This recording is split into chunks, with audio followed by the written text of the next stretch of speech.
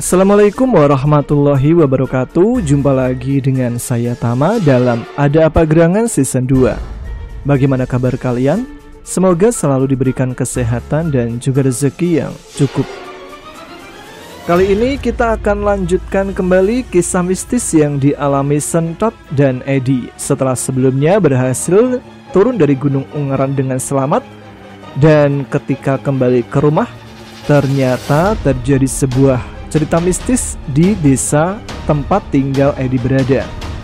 Nah, seperti apa kisahnya? Langsung saja teman-teman Ada Apa Gerangan, ceritanya mulai dari sini.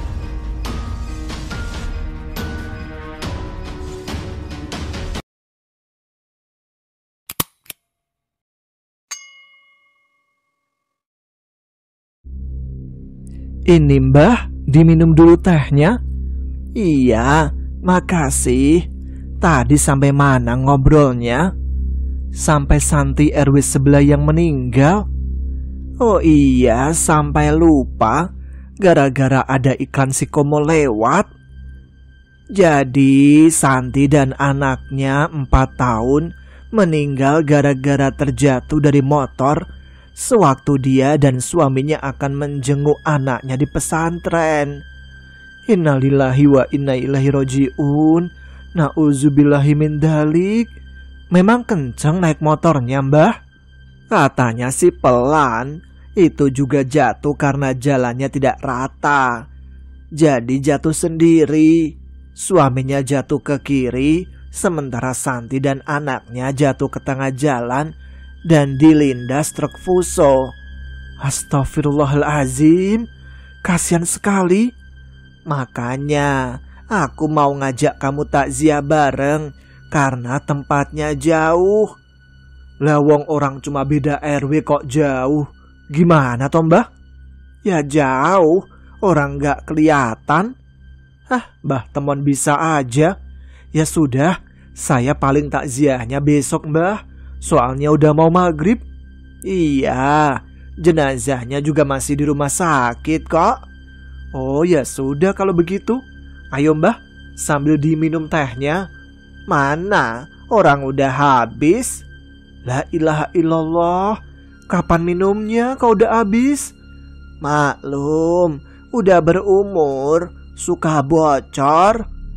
Mereka berdua pun tertawa dan lanjut berbincang hal lainnya. Sampai waktu maghrib barulah Mbah Temon berpamitan pulang. Setelah melaksanakan sholat maghrib, Mama memberitahukan kabar duka yang dialami oleh tetangga satu desa mereka yang meninggal karena kecelakaan. Nanti habis Isya, kamu ikut tahlilan di rumahnya Mas Bekan ya? Mas Bekan yang RW sebelah, Mak? Siapa yang meninggal? Iya, yang anaknya Pak Dori, istri dan anaknya yang kecil, tadi siang meninggal karena kecelakaan sewaktu mau menjenguk anaknya di pesantren. Innalillahi, anaknya yang masih 4 tahun itu. Iya, kasihan ya. Umur orang gak ada yang tahu ya, Mak. Iya, makanya dimanapun kamu berada, selalu hati-hati, jaga diri baik-baik, dan persiapkan bekal untuk akhirat nanti. Iya, Mak. Ya sudah, kamu siap-siap jamaah Isya sana. Habis dari masjid langsung berangkat tahlilan. Iya, Mak. Edi pun segera bersiap untuk berangkat ke masjid bersama Sentot. Terlihat Sentot sudah mengenakan sarung dan peci dan duduk di teras menunggu Edi. Kamu lama banget. Aku nunggu sampai makan nyamuk. Makan nyamuk? Kamu lapar? Bukan.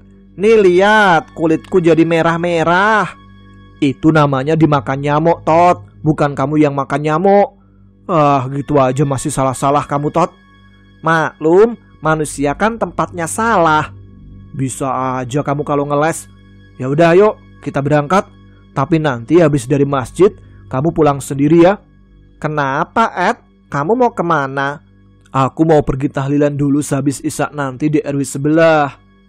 Tahlilan itu apa, Tahlilan itu mendoakan orang yang baru meninggal. Aku ikut, Aku kan juga ingin berbuat kebaikan, mendoakan orang yang meninggal. Tapi nggak ada anak kecil yang ikut, Tot. Berarti aku anak kecil pertama yang ikut. Keren kan aku? Bukan gitu maksudnya. Halah, ya udah. Tapi nanti jangan minta pulang duluan ya. Iya, Ed. Nanti aku pulang belakangan. Ngomong sama kamu, Tot, perutku jadi lapar lagi. Sama, Ed. Aku juga ikut lapar lagi. Ayo, keburu selesai sholatnya. Edi kemudian menggandeng Sentot menuju ke masjid dekat rumah. Sentot pun sedikit terseret karena Edi berjalan semakin cepat. Ed, jangan cepat-cepat jalannya, nanti aku jatuh. Oh iya, Tot, maaf. Sini aku gendong aja biar cepat. Tapi gendong pengantin ya. Gendong pengantin yang gimana? Itu gendong di depan kayak pengantin. Mana ada pengantin begitu? Itu pengantin di mana? Di TV. Udah, gak usah macam-macam. Ayo naik ke punggung. Udah. Gak usah pakai dipecut segala, Tot. Emangnya aku kuda. Biar jalan, Ed. Singkat cerita, setelah selesai sholat berjamaah, Edi dan Sentot menuju ke rumah duka untuk melaksanakan doa tahlil bersama warga desa lain. Di jalan mereka bertemu beberapa warga desa yang juga sedang menuju rumah duka. Sesampainya di sana, banyak sekali warga yang sudah berada di depan rumah. Nampaknya jenazah Santi dan anaknya baru saja tiba diantarkan oleh ambulan. Ketika peti jenazah sudah diletakkan di ruang tamu, sang sopir ambulan berpesan kepada pihak keluarga yang didengar oleh Edi juga. Pak, pesan dari rumah sakit supaya petinya tidak perlu dibuka karena jenazah dalam kondisi yang tidak utuh dan sudah dimandikan di rumah sakit. Iya mas, terima kasih banyak ya, jawab pihak keluarga. Tampak di dalam rumah suasana begitu sedih, menangisi kepergian Mbak Santi yang secara mendadak. Sementara para warga mencari tempat masing-masing di pelataran rumah yang sudah disiapkan untuk segera memulai doa bersama. Edi yang tampaknya mengenal sopir ambulan itu pun lalu memanggilnya. Mas Tatang. Mendengar seseorang memanggilnya, si sopir pun berhenti dan mencari orang yang memanggilnya. Loh, Edi, rumahmu di sini? Iya mas, deket sini. Ini yang meninggal tetangga. Oh iya Ed, aku baru tahu rumahmu di sekitar sini. Kalau aku udah tahu lama om, jawab Sentot ikut nimbrung obrolan mereka berdua karena dia merasa dicueki. Gak ada yang nanya Tot. Ngomong-ngomong, Mas Tatang tahu kronologinya almarhum bisa sampai kecelakaan mas? Waduh, saya gak tahu pasti Ed, belum dapat kabar. Cuma apa mas? Sepanjang jalan nangis terus. Mas Tatang? Bukan, jenazahnya. Wah, kok serem mas? Ya, mungkin itu jin korinnya. Ya sudah, aku balik dulu ya Ed, udah malam. Oh iya mas, hati-hati di jalan ya. Iya, makasih. Kapan-kapan mampir ke rumah. Iya mas, insya Allah. Setelah mobil ambulan meninggalkan rumah duka, Edi dan Sentot segera bergabung dengan warga lain yang sudah duduk di atas tikar yang sudah disiapkan di pelataran rumah. Tampak ada banyak sekali warga yang ikut tahlilan di hari pertama ini, karena memang di kampung sosial masih tinggi. Jika ada warga yang terkena musibah atau kematian, para warga lainnya pasti akan datang memberikan bantuan. Acara tahlilan pun dimulai. Setelah selesai, jenazah kemudian langsung dimakamkan pada malam hari itu juga. Namun tidak semua ikut ke pemakaman, termasuk Edi dan Sentot. Mereka memilih pulang setelah acara tahlilan selesai. Setelah berpamitan kepada keluarga almarhumah, Edi dan Sentot kemudian berjalan kembali menuju rumah. Suasana rumah duka mendadak sepi karena kebanyakan ikut ke pemakaman. Di saat Edi dan Sentot melewati kebun kosong yang berada di sebelah rumah duka, samar-samar dia mendengar suara seseorang sedang nembang. Suaranya begitu lirih, dan jika diperhatikan lebih teliti, suaranya seperti seorang wanita yang bernyanyi untuk menidurkan anaknya. Tot, kayak ada yang nyanyi ya, ucap Edi pada Sentot sambil dia menoleh ke kanan dan ke kiri. Gak usah dicari Ed, Itu orangnya, jawab Sentot sambil menunjuk sesosok wanita yang berada di bawah pohon jambu di kebun kosong. Edi pun menoleh ke arah yang ditunjuk Sentot. Dan benar saja, di sana terlihat seorang wanita mengenakan daster bunga-bunga sedang menimang-nimang anaknya sambil bernyanyi lirih, seperti seorang ibu yang sedang berusaha menidurkan anaknya. Itu kayak almarhum Mbak Santi, Tot. Mana aku tahu, aku kan gak kenal yang tadi meninggal. Oh, jawab Sentot santai. Kok cuma aja? Kan itu hantu, Tot. Kalau gitu, lari! Ucap Sentot yang sudah berlari dulu meninggalkan Edi bersama penampakan hantu Mbak Santi. Tunggu, Tot. Kurang ajar kamu. Mbak, yang tenang di alam sana ya. Saya pamit pulang. Mendengar itu, sosok hantu Santi hanya tertawa dengan suara yang menakutkan. Edi pun memilih berlari menyusul Sentot. Setelah sampai rumah, terlihat Sentot sudah duduk santai menikmati susu. Cepat sekali ekspresinya berubah. Yang tadinya ketakutan, sekarang dengan santainya menikmati susu sambil duduk oncang-oncang kaki di teras rumah. Kamu gak setia kawan, Tot. Main ninggalin aja. Habisnya kamu lemot, ada hantu kok malah diajak ngobrol. Bisa terus kamu jawabnya. Itu kalau minum susu yang bener, gak usah uncang-uncang kaki. Kalau gitu tolong pegangi kakiku, soalnya bergerak sendiri. Mana ada kaki bergerak sendiri. Ayo masuk, udah malam. Pada malam harinya, seperti biasa, Sentot tidur bersama Mama, sementara Edi tidur sendiri di kamarnya. Namun anehnya, meskipun Edi baru saja pulang dari mendaki dan kecapean, dia seharusnya bisa langsung tertidur pulas. Namun tidak kali ini. Beberapa jam dia mencoba memejamkan matanya, namun tidak juga bisa terpejam. Peluh membasahi tubuhnya. Dia merasa malam ini begitu pengap dan panas, padahal kipas angin sudah dinyalakan mode maksimal. Dilihatnya jam dinding sudah menunjukkan pukul 1 malam. Suasana sangat sunyi, sampai suara detik jam dinding terdengar keras. Namun, kesunyian itu dipecahkan oleh suara ketukan dari pintu depan. Siapa sih malam-malam begini ketuk-ketuk pintu? Seketika Edi teringat akan hantu Mbak Santi yang tadi ditemuinya.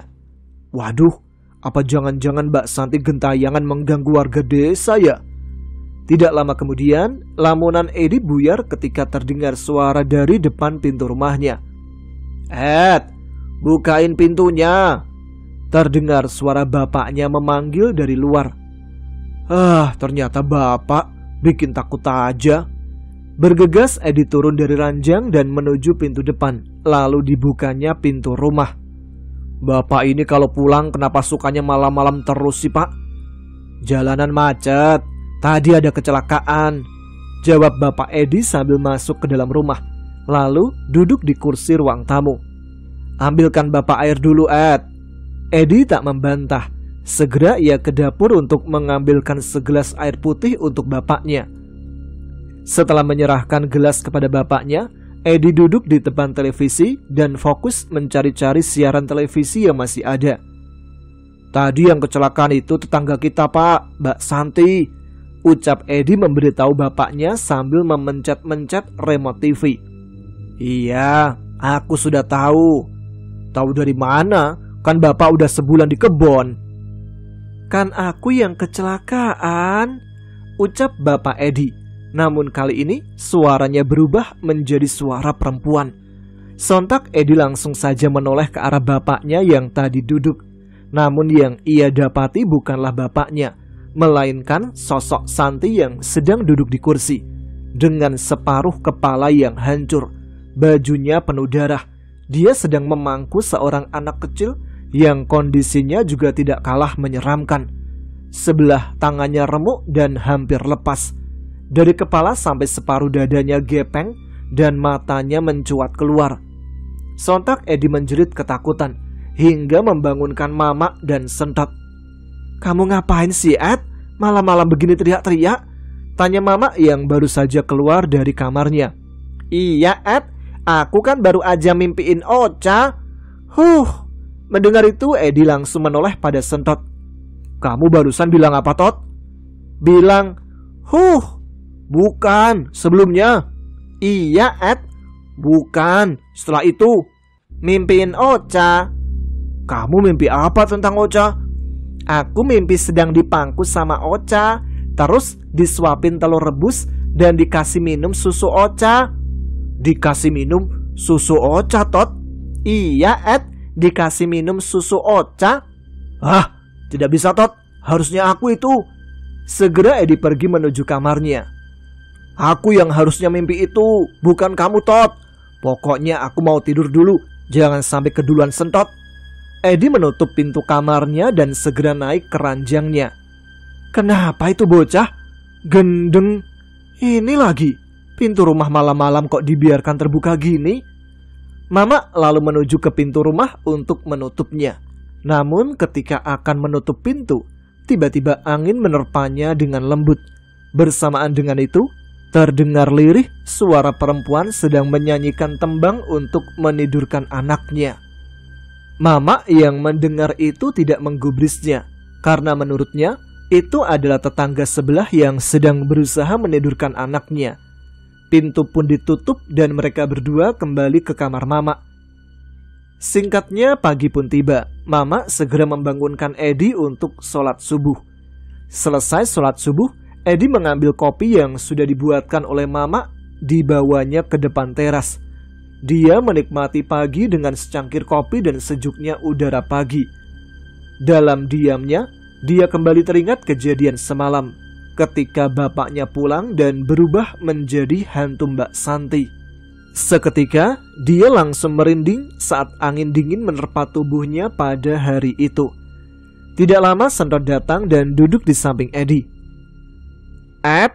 Tadi malam hantu Mbak Timah datang. Aku melihatnya saat Mama menutup pintu rumah. Mendengar itu dahi Edi berkerut. Siapa Mbak Timah? Itu yang meninggal kemarin. Mbak Santi. Mbak Timah dari mana? Ngawur aja kamu ganti-ganti nama orang. Santi Sutimah kan? Bukan juga. Ngeyel banget pakai bikin nama sendiri. Nggak mau salah. Terserah deh. Bukan terserah, namanya emang Santi. Beberapa saat hening, Edi kembali terdiam menatap langit pagi. Aku semalam juga melihatnya, Tot. Mbak Timah. Santi, Tot, Santi. Astagfirullah. Terus, semalam Bapak pulang. Di mana dia sekarang? Dengerin dulu sih, Tot. Kan belum selesai. Ayo selesaikan. Iya, makanya diem. Semalam Bapak pulang, tapi tiba-tiba berubah jadi hantunya Mbak Santi dengan wujud menyeramkan. Begitu ya? Sepertinya aku mencium suatu hal. Apa itu, Tot? Apakah Mbak Santi akan meneror desa? Telur rebus sudah matang. Sentot segera berdiri dan berlari menuju dapur. Sentot, bisa nggak sih serius kalau diajak ngobrol? Edi lalu menyusul Sentot menuju dapur untuk sarapan bersama. Di tengah acara sarapan, terdengar suara seorang mengucap salam. Assalamualaikum. Waalaikumsalam. Mbah Temon, masuk Mbah. Ayo kita sarapan dulu. Terima kasih. Aku tadi udah sarapan di rumah. Tehnya saja nggak apa-apa. Oh iya sebentar ya. Saya siapkan. Tumben Mbah, pagi-pagi udah sampai sini. Ini mau ngajak mamakmu takziah ke rumah Santi. Oh iya Mbah. Tahu nggak kamu? Semalam Santi gentayangan. Ucap Mbah Temon tiba-tiba. Mbah Temon juga ditampaki. Enggak. Lah terus? Tadi rame pada bahas itu di tukang sayur. Ada yang ditampaki sosok Santi yang lagi gendong anaknya. Ada yang ditampaki sosoknya yang menyeramkan. Dan ada juga yang ditampaki sosok pocongnya. Tergantung amal perbuatan. Lah kok tergantung amal perbuatan, Mbah? Lah iya, kalau yang banyak dosa ya ditampaki yang menyeramkan. Waduh, berarti aku banyak dosa, gumam Edi. Ini Mbah, teh hangatnya. Saya ganti baju dulu ya, sekalian ambil beras. Iya, makasih ya.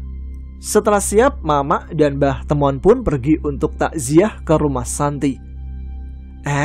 Mama pergi dulu ya. Tolong nanti kamu yang nyuci piringnya ya. Aku aja Mak yang nyuci piring, ucap Sentot antusias. Tuh, udah ada yang menawarkan diri. Wah, anak pintar, Sentotku sayang. Itu namanya tahu diri, nggak perlu disuruh. Berarti Edi tidak tahu dirinya siapa, Mak? Is, kasihan, jawab Sentot sambil geleng-geleng kepala. Bukan gitu maksudnya. Maksudnya itu, capek percuma juga. Ya sudah, Mama pergi dulu. Kalian jaga rumah ya. Setelah Mama pergi, Sentot langsung mengerjakan tugasnya. Sementara Edi sudah standby di depan TV. 1 jam berlalu, Mama pulang dari takziah langsung menuju kamar mandi untuk cuci kaki. Setelah itu duduk di kursi ruang tamu dengan muka kesal. Edi dan Sentot yang menyadari itu langsung menghampiri. Mama kenapa? Kok curut? Cemberut Tot. Mama lagi kesel. Kesel kenapa? Sama siapa? Pulang takziah kok kesel? Kesel sama tetangganya Santi.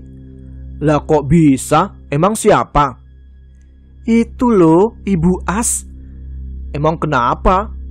Masa tetangganya meninggal, bukannya ikut berduka malah nyukurin? Loh, kok bisa? Iya, dia bilang katanya kalau Santi meninggal itu gara-gara kualat sama dia. Pokoknya orang yang kualat sama dia gak bakal selamat. Contohnya Santi ini. Astagfirullah, emangnya kualat kenapa, Mak? 3 hari sebelumnya, Ibu As turun dari bis setelah pulang dari perkumpulan haji pada hari Jumat. Dari arah berlawanan, melintas Santi dengan sepeda motor dengan terburu-buru. Secara tidak sengaja, motor Santi melibas sebuah genangan air karena waktu itu habis turun hujan, sehingga airnya terciprat mengenai kaki dan bagian bawah baju Ibu As. Sontak Santi berhenti dan meminta maaf tanpa turun dari motor karena dia sedang terburu-buru menuju rumah orang tuanya setelah mendapat kabar bahwa ibunya sakit karena jatuh di kamar mandi. Ibu As yang tidak terima dengan permintaan maaf model seperti itu langsung berteriak-teriak kencang, menyumpahi Santi hingga tetangga sekitar jalan keluar rumah. Dasar tidak punya adab sama orang tua. Tak sumpai celaka kamu dan anakmu. Lihat aja, aku kok kamu perlakukan seperti ini. Gak lama hidupmu, Nduk. Teriak Bu As di depan warga yang ada di sana, mengucapkan sumpah serapahnya.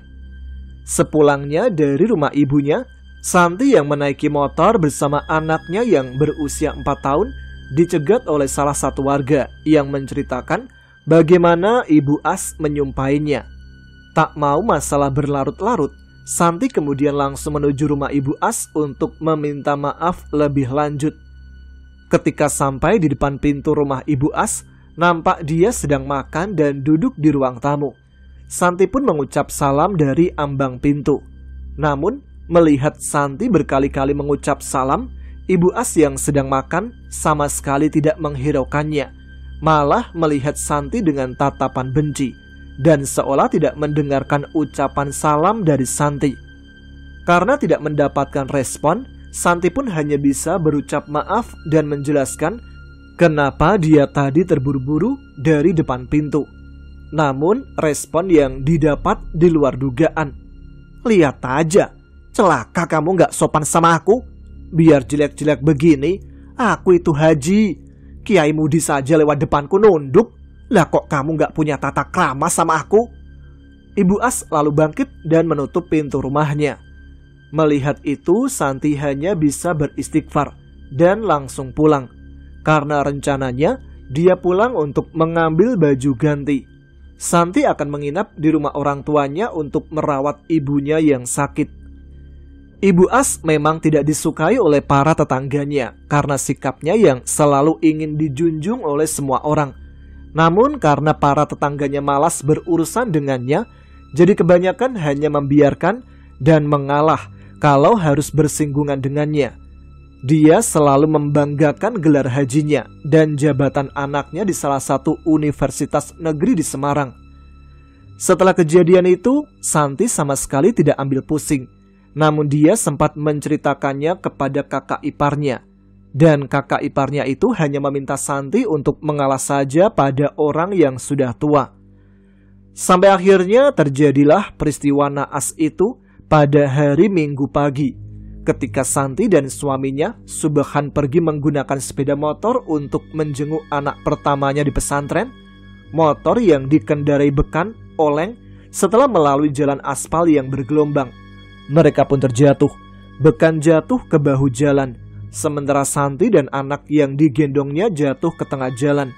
Sementara di belakang mereka, mobil truk besar tengah melaju dan tidak sempat mengerem, hingga Santi dan anak dalam gendongannya terlindas oleh roda truk yang begitu besar. Innalillahi, ngeri banget, Mak. Iya, kasihan Santi. Dan yang membuat Mamak greget itu omongannya Bu As. Kebuktikan ucapanku, jangan dipikir tua begini bisa diremehkan. Aku kalau sekali ucap langsung kabul kok, makanya jangan macam-macam. Itu Ed, melihat tetangganya kena musibah malah membanggakan diri. Astagfirullah. Ibu As itu bukannya mertuanya Ustadz Ipul ya? Iya Ed, Ustadz Ipul kan udah 10 tahun dimusuhi. Tiap Ustadz Ipul sama istrinya datang ke rumah langsung diusir. Lah kok Mama tahu?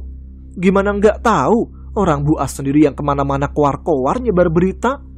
Ya sudah Mak, mendingan dihindari orang model begitu. Udah, nggak usah dibawa hati. Iya Ed, Mak jadi ikut kesal sendiri. Pada malam harinya, suasana mencekam kembali menyelimuti desa karena berita-berita miring tentang Santi yang menjadi hantu gentayangan. Setelah acara tahlilan di rumah Santi, para warga memilih untuk langsung pulang ke rumah dan tidak keluar lagi.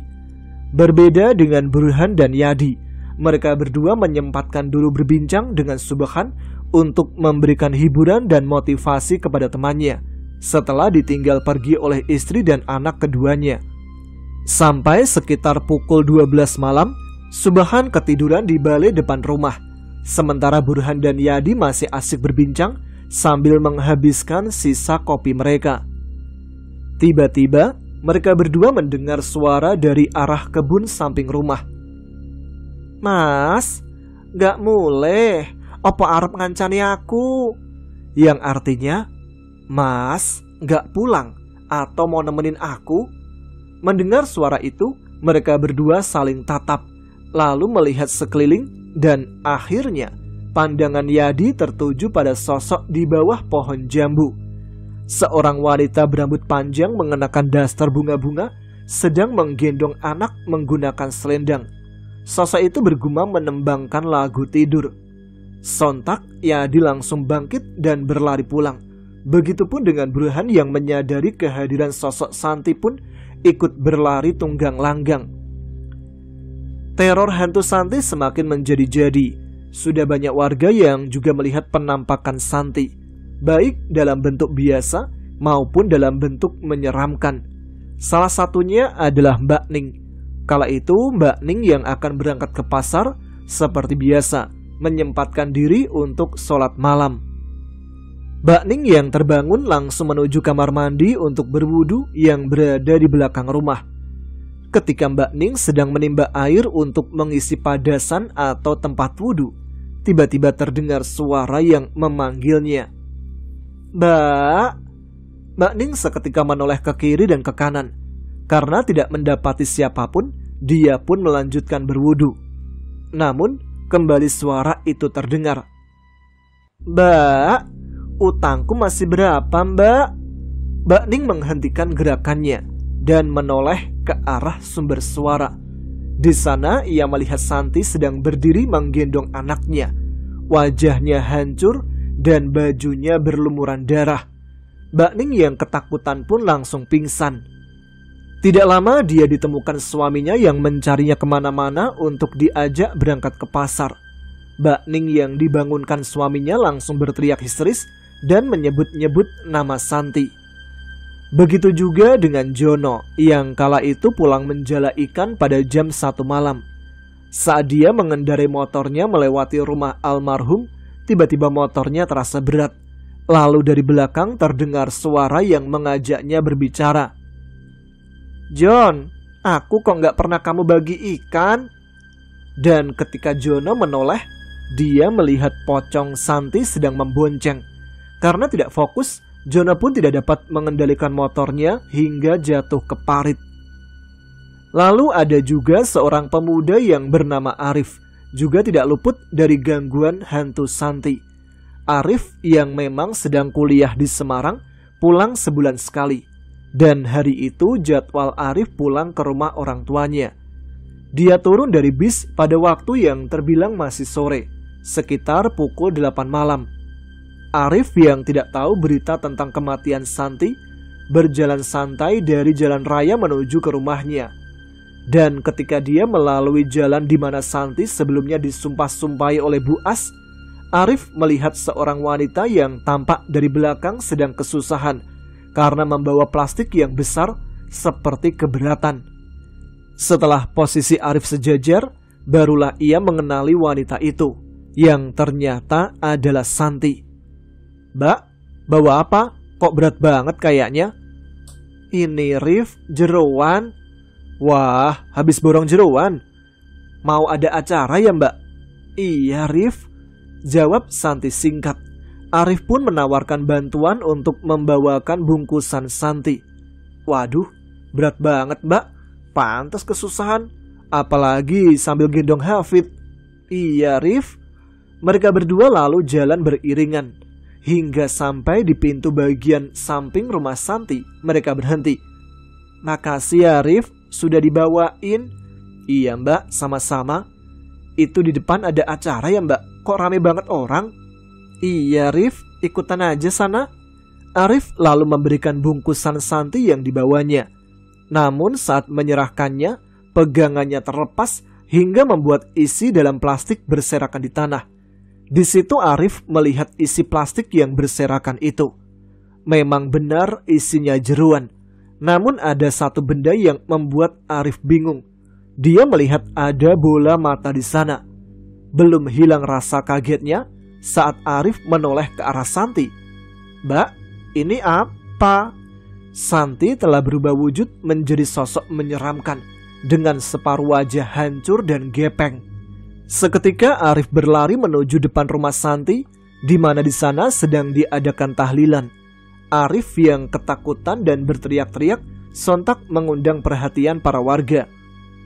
"Kamu kenapa Arif? Teriak-teriak malam-malam?" Anu Pak, ada hantu." Bapak-bapak yang mendengar penuturan Arif langsung diam. "Santi?" "Iya Pak." "Kok?" "Iya Rif, hantu almarhum Santi sudah seminggu ini meneror kampung kita." "Almarhum? Maksudnya?" "Santi sudah meninggal karena kecelakaan. Dan yang kamu lihat ini adalah acara tahlilan untuk Santi." "Innalillahi wa inna ilaihi roji'un." "Ya sudah, ayo Bapak antar pulang dulu." Akhirnya Arif diantar pulang oleh Pak Tardi yang izin pamit pulang duluan untuk sekalian mengantar Arif yang memang rumah mereka satu jalan. Kejadian-kejadian tentang Santi semakin lama semakin membuat resah, membuat Sentot akhirnya angkat suara. Sepertinya hantu Jumi semakin meresahkan." "Santi Tot, kok bisa jadi Jumi lo? Kemarin siapa? Timah. Lah kok sekarang kamu ubah jadi Jumi?" "Iya, Santi Jumiati."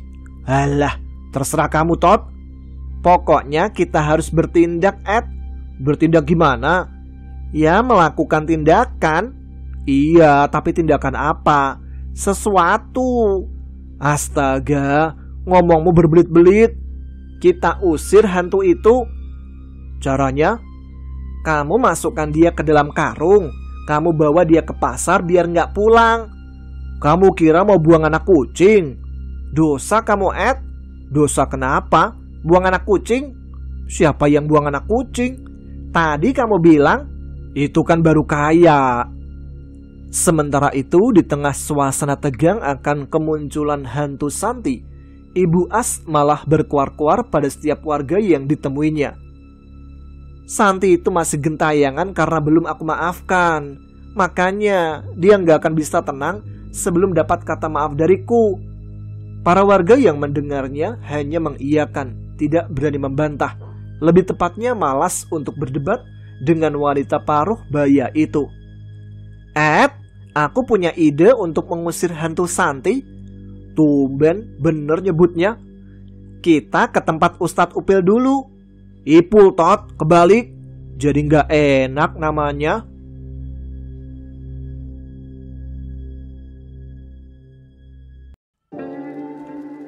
Baiklah teman-teman, sampai di sini dulu cerita Sentot dan Edi untuk kali ini ya. Kita sambung ceritanya di episode selanjutnya. Jadi aktifkan notifikasinya biar tidak ketinggalan. Terima kasih untuk teman-teman sekalian yang sudah menyimak setiap episode Ada Apa Gerangan. Terima kasih yang udah like, share, dan tentunya yang sudah subscribe channel ini. Jangan lupa tuliskan komen, tunjukkan eksistensi kalian. Sekarang saya Tama harus pamit, kita jumpa lagi di episode selanjutnya. Tetap semangat, salam sehat selalu. Wassalamualaikum warahmatullahi wabarakatuh.